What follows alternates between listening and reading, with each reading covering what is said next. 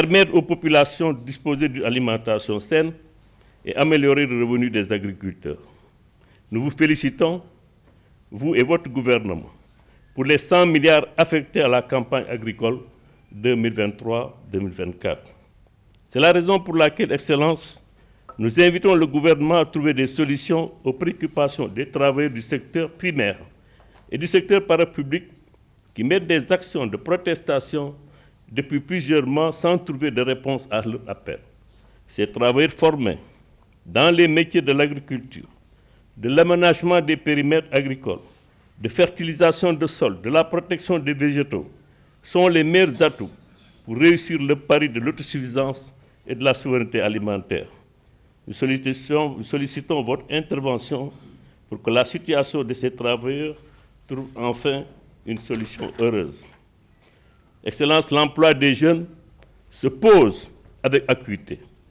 Et nous saluons les efforts consentis par le gouvernement à travers les mécanismes de financement, l'auto-emploi, les programmes Réundaoui et d'autres programmes de réinsertion et de formation des jeunes dans le 3FPT.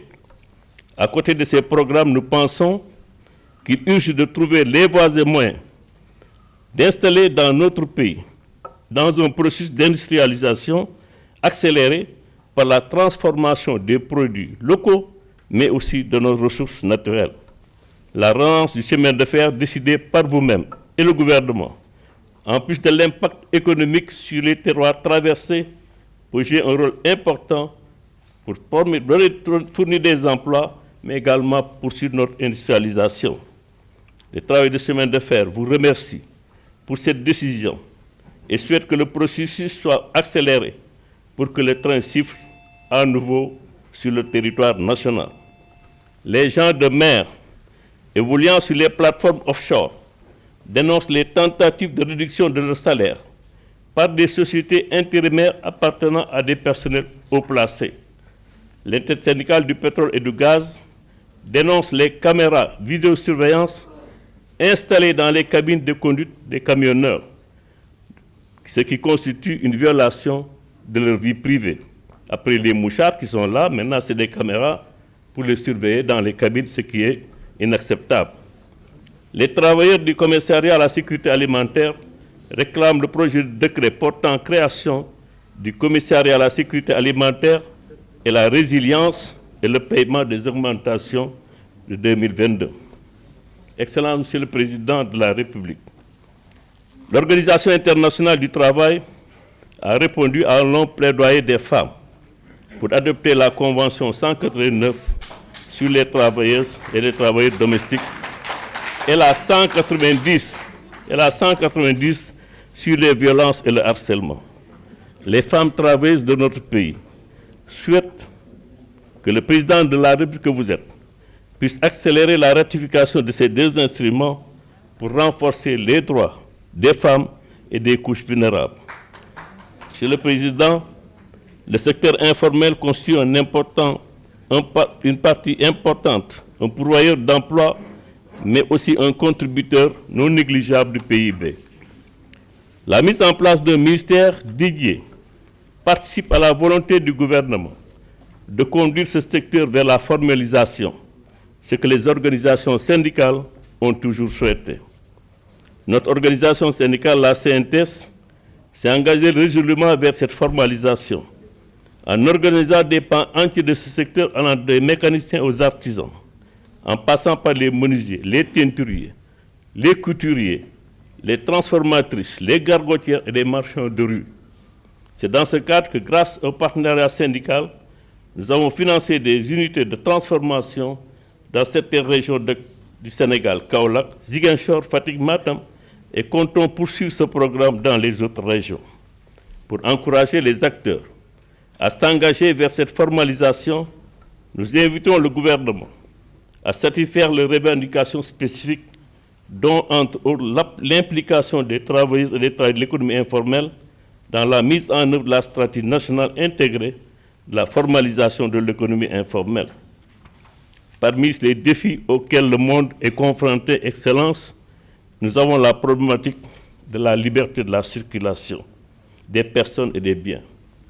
celle des migrants. Ils expriment le mieux la contradiction de notre époque. Elles sont d'une grande complexité. La CNT reconnaît que l'État du Sénégal a pris des mesures fortes et salutaires pour promouvoir la gouvernance de la migration. C'est pourquoi la CNT engage l'État à amplifier ses efforts par la mise en œuvre effective du pacte mondial pour la migration sûre, ordonnée et régulière, en y associant effectivement les organisations syndicales.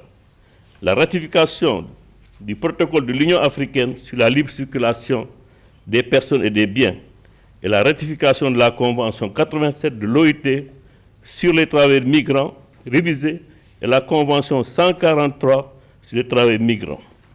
Monsieur le Président de la République, nous vous félicitons également pour la participation du Sénégal au Forum de renforcement des capacités et de l'engagement dans le processus des cadres de migration mondiale. Ce forum a été suivi du lancement du processus du Forum mondial migration de 2023. Le Sénégal, Monsieur le Président de la République, les difficultés vécues par le monde du travail sont nombreuses et variées.